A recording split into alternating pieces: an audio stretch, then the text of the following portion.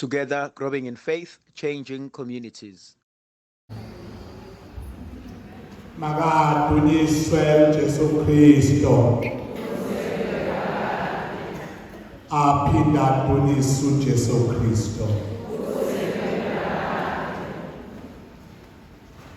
Ake sizothe sibize umdala wethu phezulu kwaleli lizwi esolifunda ngoba kulona izwi lethu, izwi likaNkulunkulu. Asilifundi ngoba sisilejwayele, kodwa sifunda ngoba sifuna ukuphila ngalo. Silanje kulobusuku ngoba sifuna ukuphila. Silanje kulobusuku ngoba asimbonanga onjengaye, asimbonanga ofana naye. Sidereke imbhede, nembhedekazi yethu emkhulu. Abanye badela izikebhe zabo abanamhlanje. Kodwa nabangayisikebhe kodwa kuyafika umthombo. Uzungamboni ukhona ngoba ungene esigodini ufike simthele. Akulutho naloko mntakababa. Ngeke kuhlale kunje. UNkulunkulu ngamandla ethu ongeyisele Nkosi yethu Jesu Kristo. Yehlisela ke manje Nkosi namandla okizwi lakho enhliziyweni zethu. Sifisa Nkosi ukuthi siphile ngalo. Sifisa Nkosi ukuba sihambe ngalo. Sifisa Nkosi ukuba sinyathele nangokuyala kwalo. Libe kuthina Nkosi namandla ngamadoda siqondisa endleleni. Singahambi ngokwethu kodwa sihambe ngokwalo. Singahambi ngokomnaba lomhlaba kodwa sihambe ngomnaba wasezulwini. Hlisela ke Nkosi isimo somonke kuleyo phezu kwethu. Bewona Nkosi uzosikhanyisela. Sinoba siyashumayela Nkosi namandla ngoba singashumayela ngoba sinejwayele kodwa silishumayele ngoba Nkosi namandla besikhanyiselwa nguwe. Kanjalo Nkosi izwi lakho Nkosi namandla onke liphephetha lapho lithanda khona. Lihlabana lapho Nkosi namandla onke lithanda khona lona. Siyakhuleka kuwena Nkosi namandla onke ebusuku asolifunda izwi lakho. Uba Nkosi siphile ngalo, sihambe ngalo. Zothi ngelinye ilanga abafundi bakho bona nezithelo zenu bangabafundi bakho. Siyacela ke Nkosi izwi lakho sibonakale ngokwenza kwethu nangokunyathela kwethu ukuba singabalandeli bakho siphila ngezwi lakho. Lelo lizwi ke Nkosi namandla okelaba inyama lahlala phakathi kwethu Nkosi namandla sabona ubukhosi bakho. Lelo lizwi Nkosi namandla okuzothi kuyona lempela sonto ngesonto noba kusukela kusasa siqale inkathi yokulindela ukuzalwa kwalo. Siyacela Nkosi basilindele ngeqiniso. Lelizwi lamandla Nkosi, lelizwi lokuphila Nkosi, siphila ngalo Nkosi ngamandla ethu. Libusiseke Nkosi masilifunda izwi lakho noba sizolishumayela Nkosi namandla izwi lakho. Silishumayele ngeqiniso Nkosi namandla. Singashumayeli ivangeli lethu kodwa sishumayele ivangeli lakho. Sicela lokho ngoKristu Inkosi yethu. Sizathola ke isifundo sethu encwadini ka-Exodus isahluko ngesesithathu. Sawuthi siqale lapha evesini lokuqala siyogcina evesini lesishiyagalombili. Exodus chapter 3 verses 1 to 8.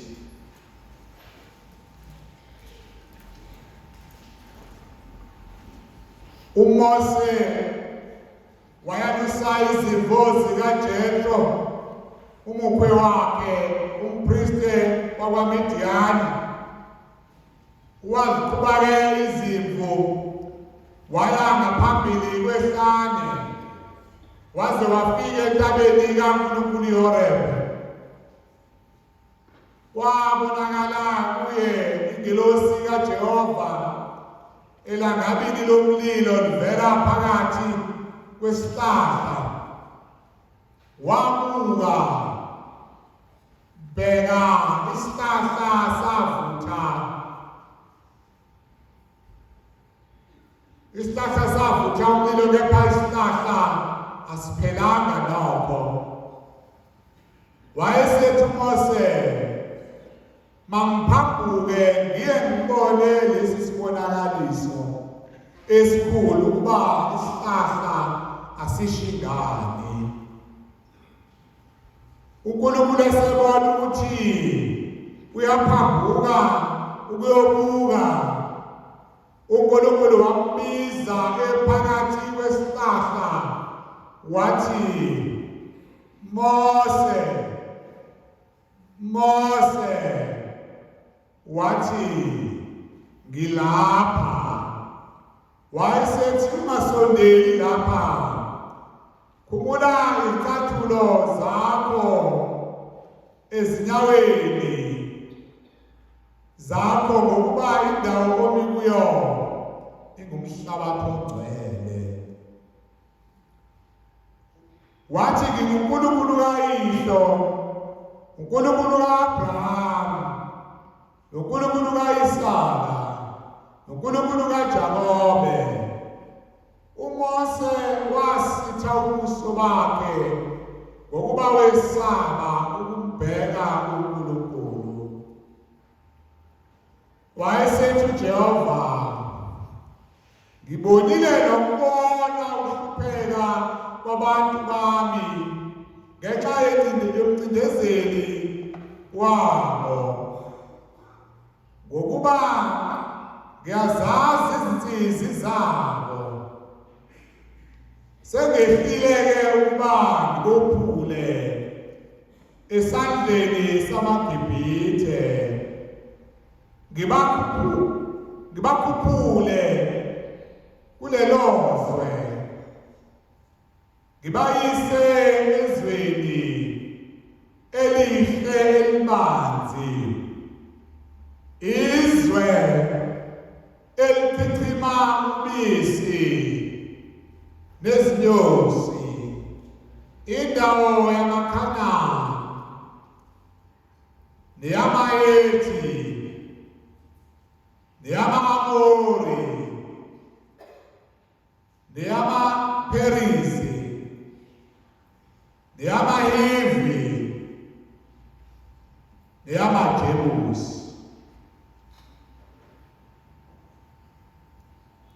Nalo-ke ilizwi lenkosi esifundweni sethu.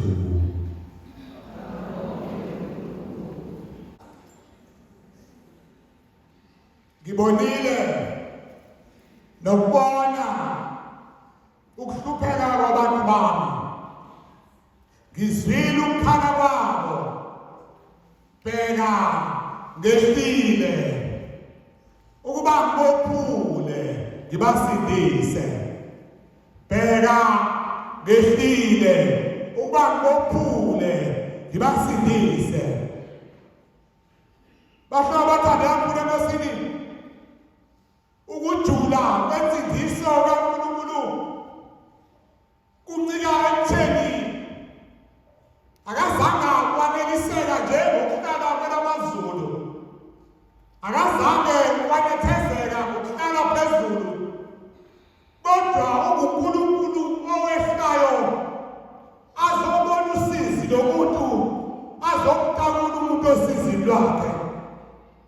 Azathi uIsaya ngelinye ilanga 57 athi, ngingomveli ohlala phezulu, ngingomveli ohlala endaweni ephakeme. Athi uNkulunkulu, kodwa noma ngihleli kule ndawo ephakeme, kodwa ngiyehla ngize kwabanhliziyo zaphukile, ngifike ngibalaphe ngibasindise. Lobo zami isikhathi uNkulunkulu esimangaliso, uNkulunkulu owehlayo asuke endaweni ephezulu azohlala ngaphansi kaMkhulu ukuze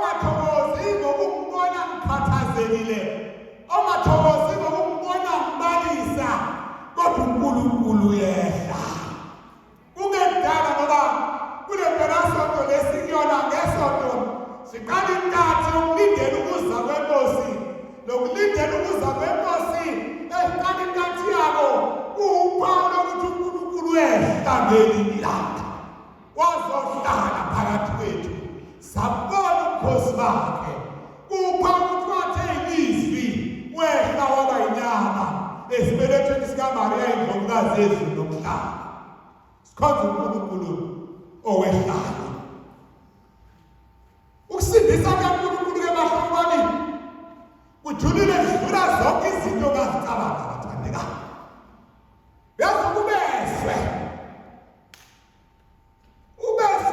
benoma ukusindiswa kwakhe kodwa lokusindiswa kwabo bathandekayo unikeza intweni ezithile abaziyekile kodwa abasho ukuthi uNkulunkulu wehla kuzomsindisa bathi abanye ngembheka ugwayi ngayeka ukubhema bathi ukubhema ekuyisona ngakuyeka ukubhema ukusindiswa kwakhe ekucikeni kwakhe ugwayi athi omunye mina ngangiphuza kodwa ngasengiyabushiya utshwala ngoba sengisindisiwe ngathi ngenyanga bathandekayo ngabona ke bangase ngithuke manje insindiso incike kuthena ngiyeka iwayini incike kuthena ngiyeka ugolongo angabe kumele ngasindiswa abathandekayo kodwa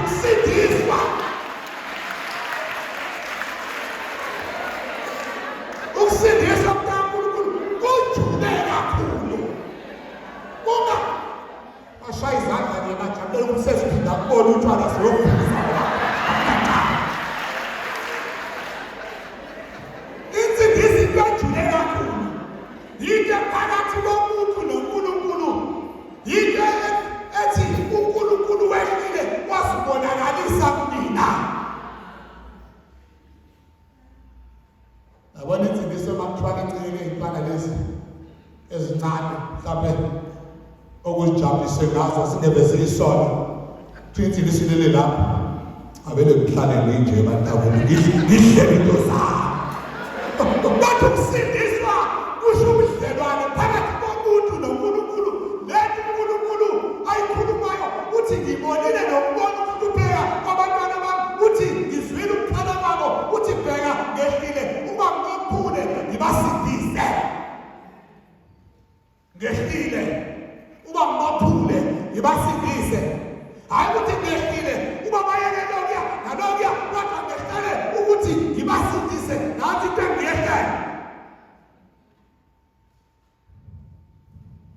ike nibabone bethi basindisi ukusindiswa yona into embi kuhle sisindisiwe nathi njengamakatholika esindisiwe kodwa uncike indlela zokuchaza abathandeka kodwa ngifuna ukudlula ukuthi abantu bathi basindisiwe umuntu akasinde kusukela ekhanda baphume endaweni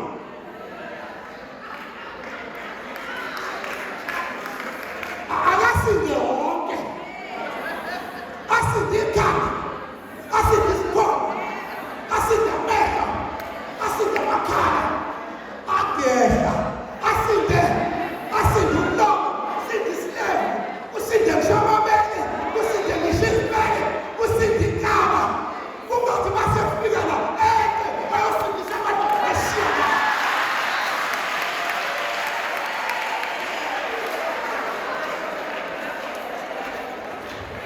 nginankinga nalokho ukuthi basindiswa kwasebakhona indaba zenqawo zangasi uzokwenza ngazo usekelane nezinto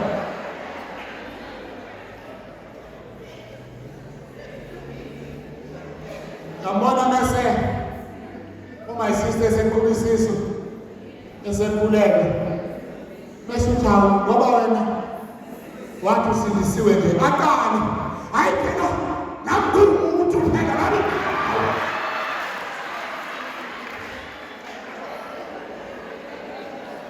ukhohliwe kade ememezela ukuthi usindisiwe lathi utasindisa sakusashilindi nosashila uNkulunkulu akhohle ukuthi umuntu uzophuzuma ngelinye ilanga base mshaya inkakaleni afukale ngasentsha kodwa ukusindisa kukaNkulunkulu kusho into eyahlukile bathandekayo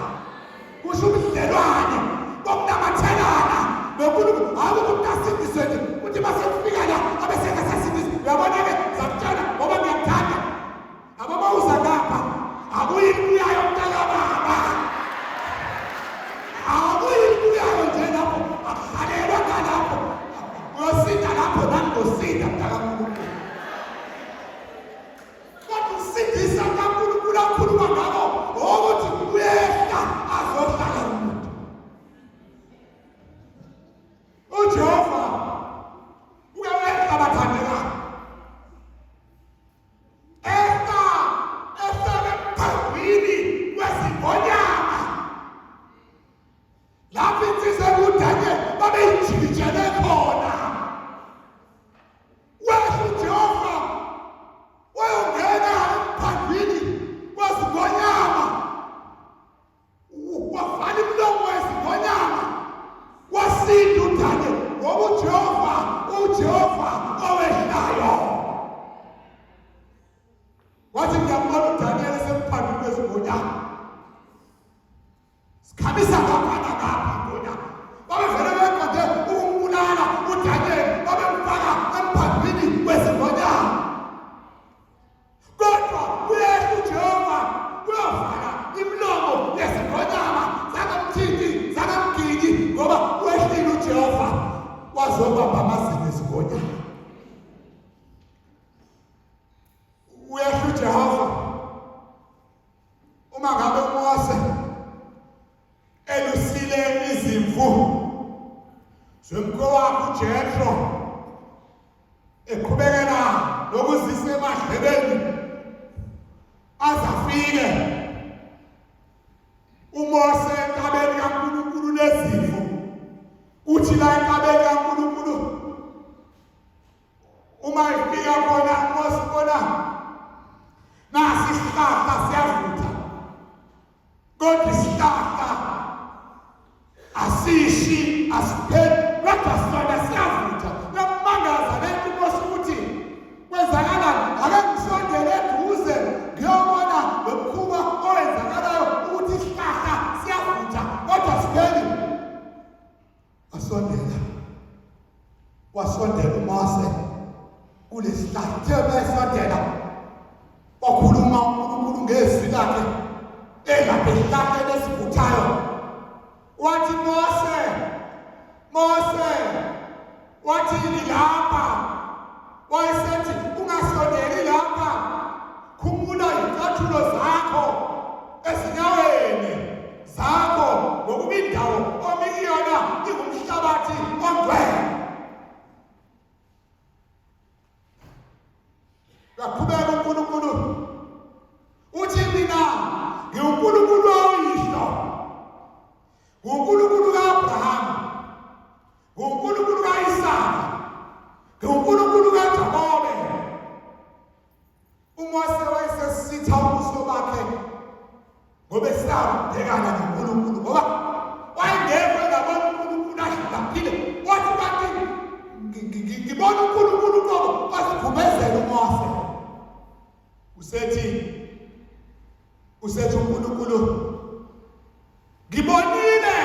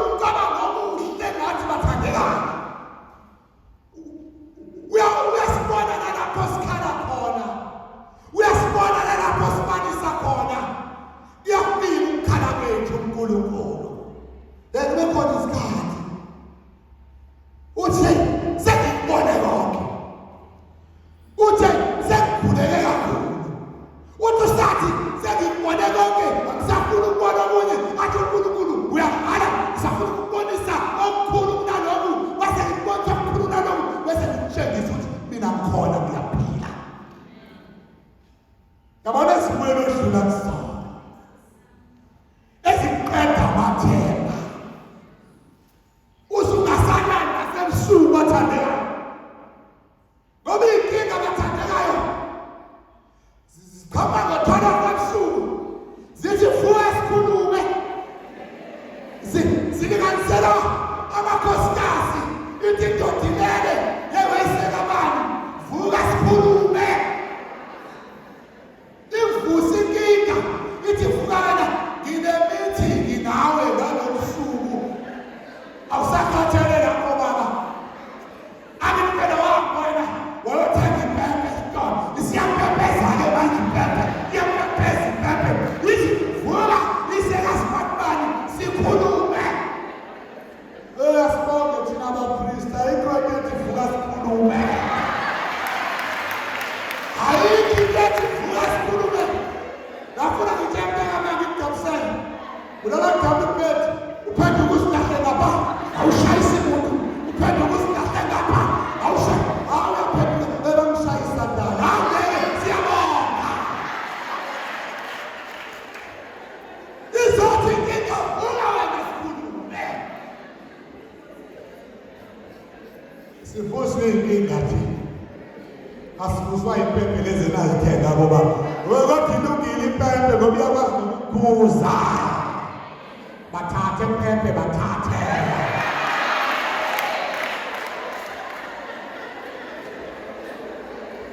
kuba khona izimo okhule uzincane zithi izimo njengila khule uzuvuke nawumoya zithi izimo vuka sikhulume wena ngisekhona khona isikhathi umuntu sokuthi abe nomnyaka wokulingwa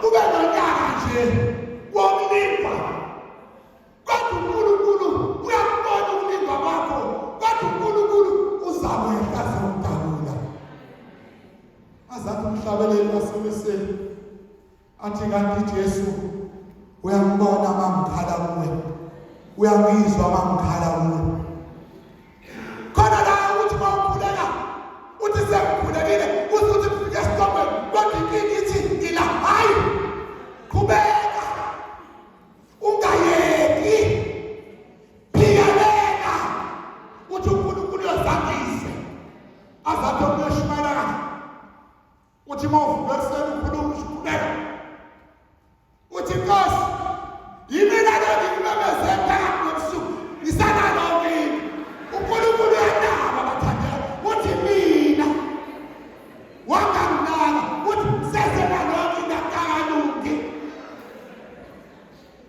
kuba umkhuleko wasemini uthi mina benu lo uNkulunkulu abengikhuleke ekuseni ngoba uNkulunkulu ufuna abantu abazophikelela abangazibheka abaphikelele ekukhaleni entokucindezela ewufaro eGibhithe babephikelela ekukhaleni nasekukhulekeni uzana nasemva kwemini ngoba uyaphikelela wena ngehlile uba ngibaphule basindise uthi mina Nkosi lo obekhuleka emini ngisabuyile ngibuye nento efanayo uthi Nkosi izitha zami zizangihleka zizothi awukho phendula uNkulunkulu uphinde nasebusuku uthi mina ebengikhuleka emva kwemini yimina ebengikhuleka ntambama iseyinjani indaba angayitholi engiyifuna ngehlile uba ngophule basindise uphinde ngaphakathi kwabantu uthi Nkosi yile nto basibiye siphelelwa amandla endimeni yokukhuleka uphinde uthi Nkosi kuseyimina lo kade ngibise ebusuku uphambi kwababili futhi usheshe umtshela uNkulunkulu uthi uma ungaphenduli uNkulunkulu nasekuseni ngizakubiza futhi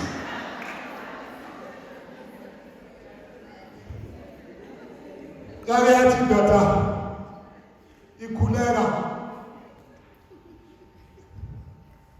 nathi ivayipeli uyacaka lawo isilephu uzinayo ungene kolani bezidina ama-blocks kodwa engeza nayo ezoyibamba phakathi emntakabani phakathi yontonga into yokuvimba imvula into yokuvimba ilanga into yokuvimba isicoco iyabiza akhuleka indoda amakhosikazi aletha umthandazo ahambisana nomama wakhe wathi uNkosi ngiyakhuleka ngiyacela Nkosi kade ngangicela Nkosi ukuthi ngiphamandla ngiqedele ukwakha lendlu kade ngikhuleka Nkosi unganginakile yakhuleka indoda yazafuka isibibithwana ithe isuka yayikhuleka induba yathi uNkulunkulu ulungile noma ngangisizi ngisazoqhubeka kodwa ngizame ngisazoqhubeka kodwa ngizame Muhle uNkulunkulu esimkhonzayo uNkulunkulu owehlayo asizinto sesizibhikongo sesizibaphi kukubi ubona ukuthi kwase bakubi khona ukuqalaza ngemuva uthi my God ngidlule kanjani lekhona isimo ukuthi uzibheka manje ungakhalanga ngaleso sikhathi uthi basuzibheka sekwedlula iminyaka uqala ukhale ukayise ube nesibibithwana uthi kanjani lapha ngoba ehlile uba ngophule ehlile uba basindise wahlabelele isifiso ncane wathi ngakho ngicula ngihlabelela ngoba uJesu wehla wazongiphakamisa ingakho ngicula ngihlabelela ngoba uJesu wehla wazongiphakamisa uyehla uJesu bathandeka uyehla uJehova sithabule ukewehla wehla enkosazini ebuwana lapho yanesashiphethe okuqala sikaSamuel ivesi lokuqala siyagcina ivesi ka-36 lapho unedlulisa khona kaHana bathi into bayikala ithi uHana wayengena mntwana wenomna wabo uPhenina kulesi thembu ayekusona uPhenina wayenabantwana umyeni wabo wekhana enezinto zonke enemfuyo engasweli lutho enabafazi ababili njengoba benomkhuba njalo ukukhuphuka bayeshilo ethembeleni bayokhuleka babonga uNkulunkulu ikhathazi yami isekutheni wena ukukhuphuka uyabonga ukuthi umakhosikazi babili uyabonga ukuthi unemfuyo yonke uyabonga ukuthi akasweli uyabonga ukuthi unalehlile uPhenina na uyakhuphuka uyabonga inzalo uyabonga abantwana ikhathazi yami ukuthi uHana akanalutho akanamntwana kodwa uyakhuphuka naye uyashilo usankulunkulu ungenalutho oluphathekayo lothembekane kodwa sona wayobonga isipho sempilo uHana kodwa mayesethempeleni uHana uyakhuleka besibadinga omama abazafana noHana hanga omama banamhlanje besembatha omama besibili abakhuphuka abantabeni bacela imfula babuya ney'khukhula ezakhukhula wonke namakhampeni anemlasi bathi ngena emfulweni omama besibili abazakhuphuka bayakhuleka kodwa bayabuya seliyabuya uphuphu kahle lesikhukhula sonke liyasithinta emkhomazi omama bayakhuleka babuya nemfula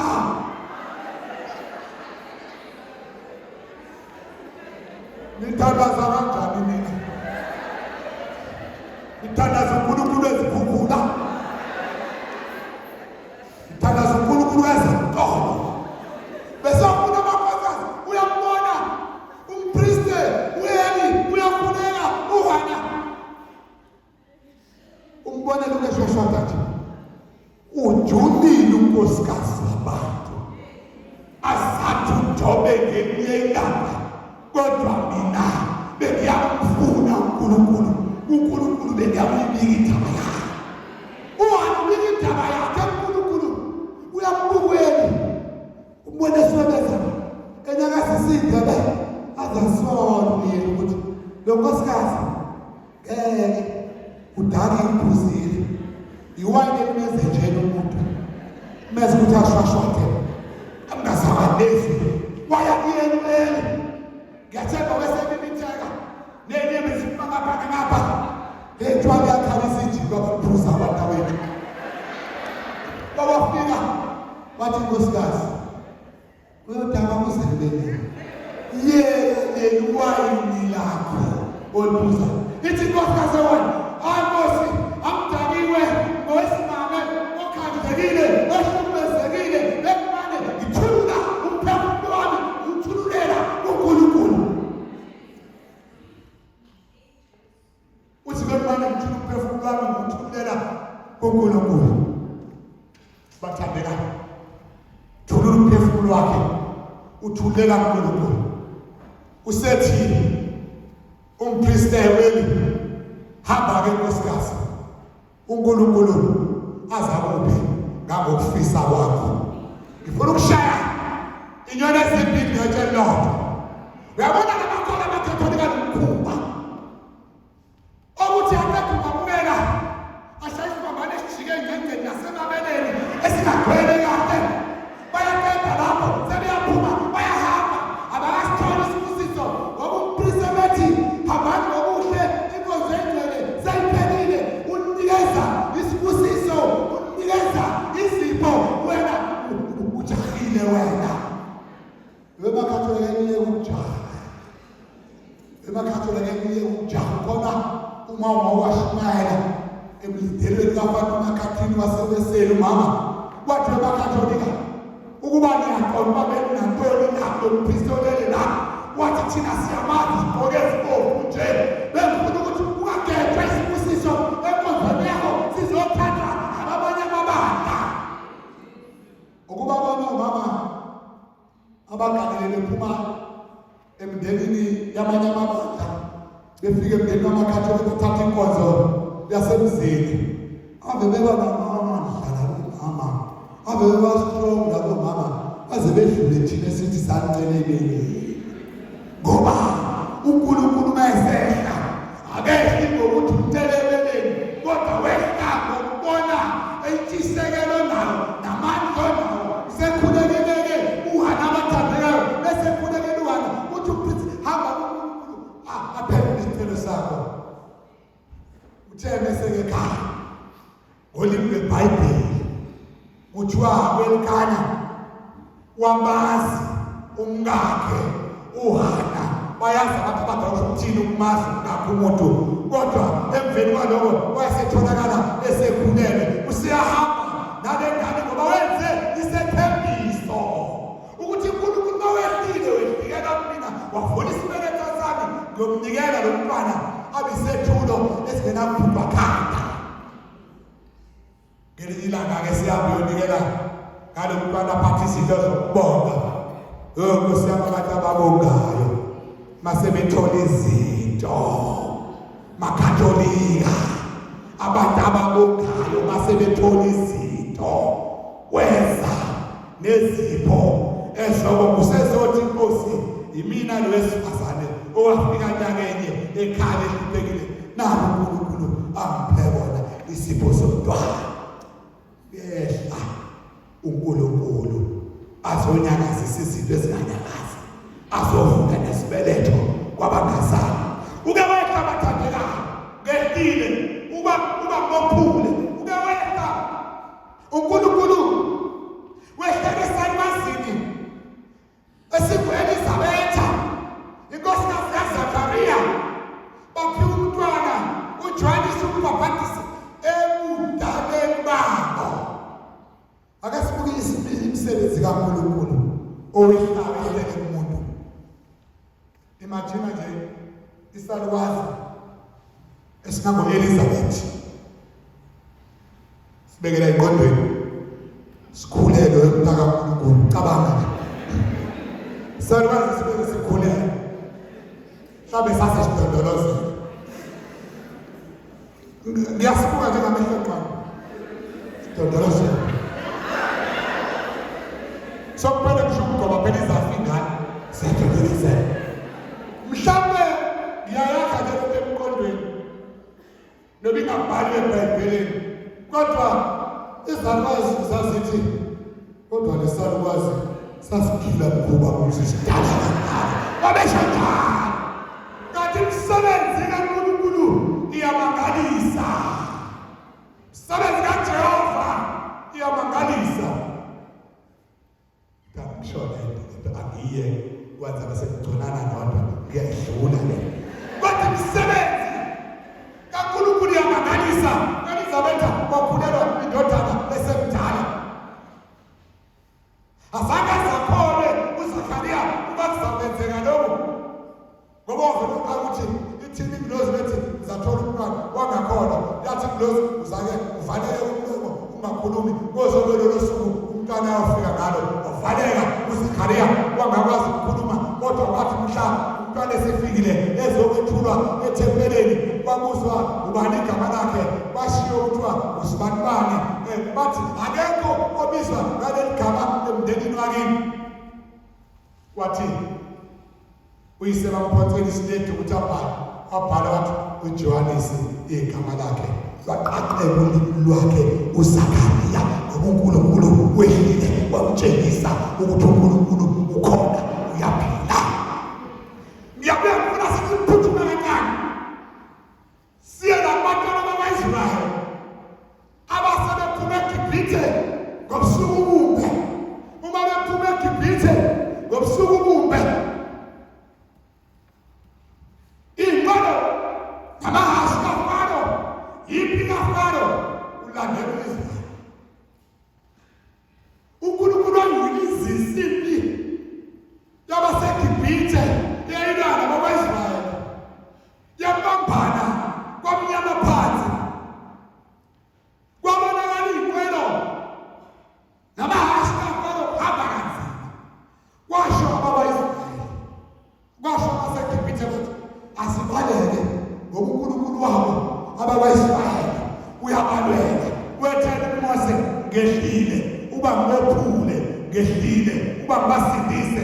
Hamba nabo uNkulunkulu ebusuku ubonakala ngelanga lomlilo balandela emkhondweni ngoba ukukhona kaNkulunkulu. Emini babona ngensika yefu balandela emkhondweni wensika yefu okuphawu lokukhona kukaNkulunkulu ngehlile uba ngibasindise. Bahamba kwathi basebefika olwandle olubomvu lapho kwase kwanqingeje. Ngiyathemba ukuthi ngikholwa futhi ukuthi abaseGibhithe babethi sizohamba olwandle olubomvu. Ulwandle lokwelowela ngezinyawo sizobamba olwandle olubomvu. Malawelawe lapho ngezinyawo ngokuzame phela iziphingo zabo uwela wena uhamba uyogana oshaka wena lwakwelowela ulwandle. Kathi ngiyabona abazibambele ulwandle kuba bakakasi nansi lekwaIsrayeli baseGibhithe yeza. uMose ngiyathemba basebemlisa yeyi wena Mose sizawela kanjani yeyi wena Mose usikhiphelele eGibhithe nani amaGibhithe ayasilandela. Wathi uNkulunkulu wathi Mose phethele esandleni. Hayibo ngiyakubeka lokho phethele esandleni. Abama sengifaka hayi ngiyajitha mntana bami phambi ngiphaphukile. Wathi Mose phathi tu uthi uNkulunkulu shaya ulwandle Mose akasho ukuthi shaya ulwandle kuzawenza noma yofuna simnanele uNkulunkulu ukuthi uthi Mose shaya ulwandle. Wathi shaya Mose ulwandle ngalenduku avele behlukana phakathi kwabazindo kamapha usangayiboni benjani into enjani wavela umhlabathi owomileyo lwakulwandle kwabazindo bangena abantwana bakwaIsrayeli ngoba uNkulunkulu wehlile kwabasindise bengaseGibhithe bagcwala indlela bawela ngokukhululeka okubhala kahle kwabawela ngaphesheya bengazange babe manzi nakacala. Mase bengaphesheya uyaphikelela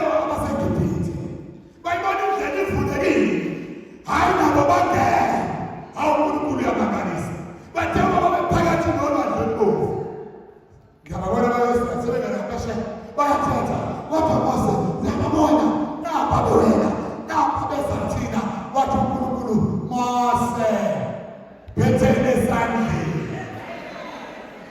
uthi wasendumo uthi phinda ushaywa akabuzi Mose ngizashaywa ngilwandle uyalalela uMose washaya Mose ulwandle sebethwele phakathi kolwandle namahasha akabadula nenqwelo kulandela baseGibhithe ubashaya uMose ulwandle babuya bazobathi nje uyibibi labagcina bonke uthi mase bakhulile sebeyabonakala ukuthi sebakhafulela ngaphandle osebele nenqwelo sesephukile namahasha afile kulelo qadi idubu sabaseGibhithe uMose noAaron kanjalo noMiriam kanjalo nama-Israyeli twavuma ingoma ahlabelela ingoma yokuthi uNkulunkulu benze banqoba athi amahasha kaFaro nenqwelo zakhona uzijikijele olwandle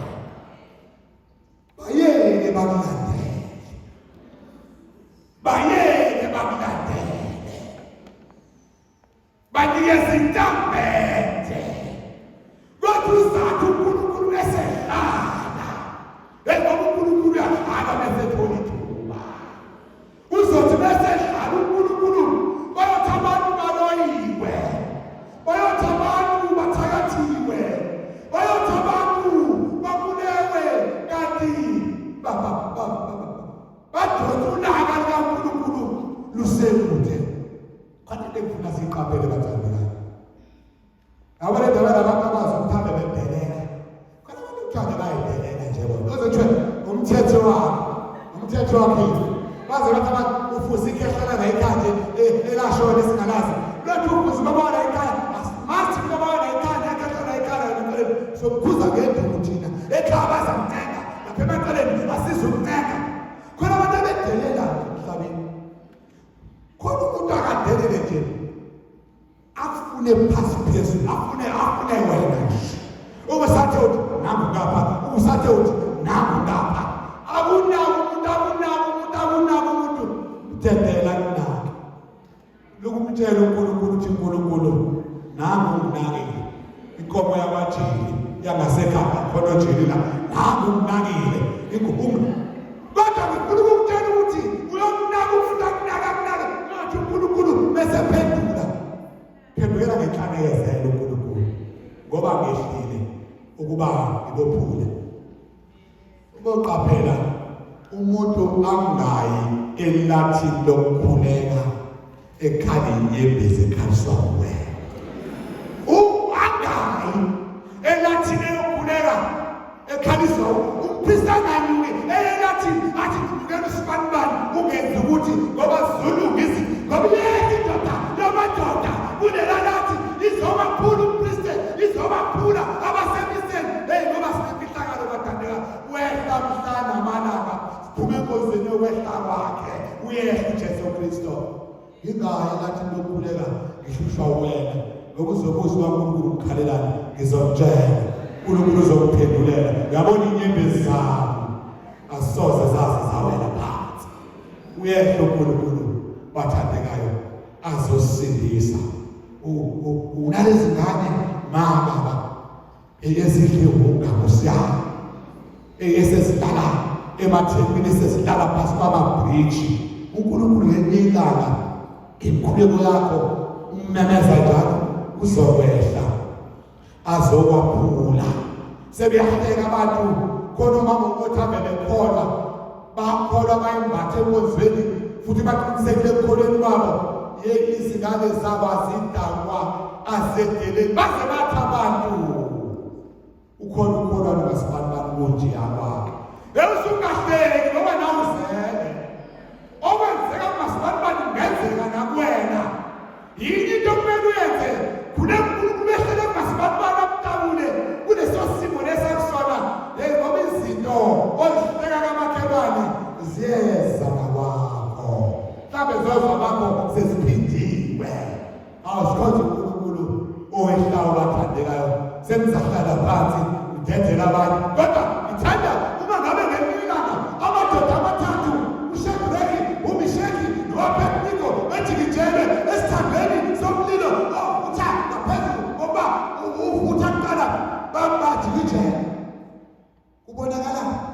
uShadrach, uMeshach, noAbednego behamba kalula nje esithandweni somlilo. Mase hamba kalula kubonakale indoda yesine ongathi indoda wendodana yawoNkulunkulu ithi le ndoda uNebukadnezar ifaka amadoda amathathu esithandweni somlilo. Kodwa nje wabona futhi ahamba khululekile. Kodwa bathi khona le yesine indoda engayifakanga ngabani uShadrach ngabani uMeshach. Kodwa manje noAbednego ngiyabona kodwa le yesine iubani. Ayikho into ethukuthela isisitha sakho ngokuba sikujijele emlilweni bese ubonakala wena uzihambela kahle njalo ukhululekile kuthi asizakazele phansi ngiyamshisa lo muntu akashi. Webona abantu kaNkulunkulu wawusifundisa ucela igracia lokuthi ukuhlupheka kwabo akungabonakali ngoba sekunyathela senihamba. Akuthi nabezwile ukuthi bavuqayekile kwakho, nabezwile ukuthi bavuqayekile kwakho. Mama ungafuthi utshelwe yimina wena. Phuma mama ushayele phezulu, ushayile lakho uhambele phezulu bese bethi angithi kuthiwa uyena lo. Kodwa manje asisiboni isimo sakhe lesokukhuluma ngaso ehambele phezulu mntaka baba. Wazi bantu mhlawumbe mina ave lomphethe idolo lonyawo leqala kodwa wangibona ngiphuka mntakwethu. Kodwa ngifike emkhomazo sengekho egcikini ngiqale ngikheluze usizi lokhu ngabonibhala ebusweni bami. Usizi lokhu ngabonibhala empilweni zakho ey'gqokile.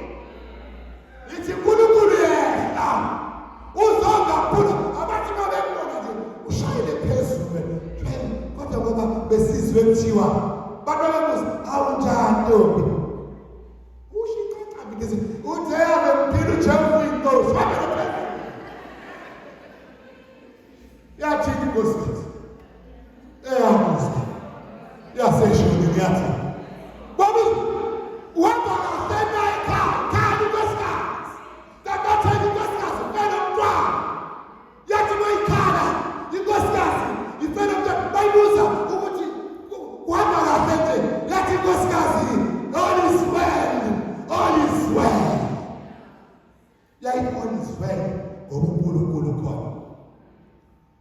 Azibe ngifuna ukuqeda kodwa ngiqedeki. Ngiyaxoxa ngaginya amova ngaginya ngisho nama-memory card ngaginya yonke ngiyakhuluma. Umfundisi uGumbi ngiyamthanda mina uyangiphilisa. Undisi uGumbi uthi ungaloku ukhuluma indaba zakho kubantu ngoba uyozutshela ley'thasa athi khala mawedwa ekameni lakho. Asathi ngiyeka mfundisi uGumbi asithi zikhona inkinga esihlaba ameva uvele wenza ithubiso esiyohlala emeveni ubhala uqobo uthi all is well, all is well. Ushuhleze emeveni uthi ngiyahlalela bawenza ithubiso. uJehova mesehlile mntaka kaNkulunkulu wenza into obungayicabanga ukuthi ungayenza. Ubeza abantwana bethu awuzoba strong. Ustrong uma unoJehova mkhathali. Unamandla uma unoJehova mkhathali. Uthi uNkulunkulu ngibonile nokubona ukuhlupheka kwabantu bami. Ngizwile ukukhala kwabo. Bheka ngehlile ukuba ngibophule ngibasindise. Exodus chapter 3 verses 7 to 8. Ngiyalibonga ithuba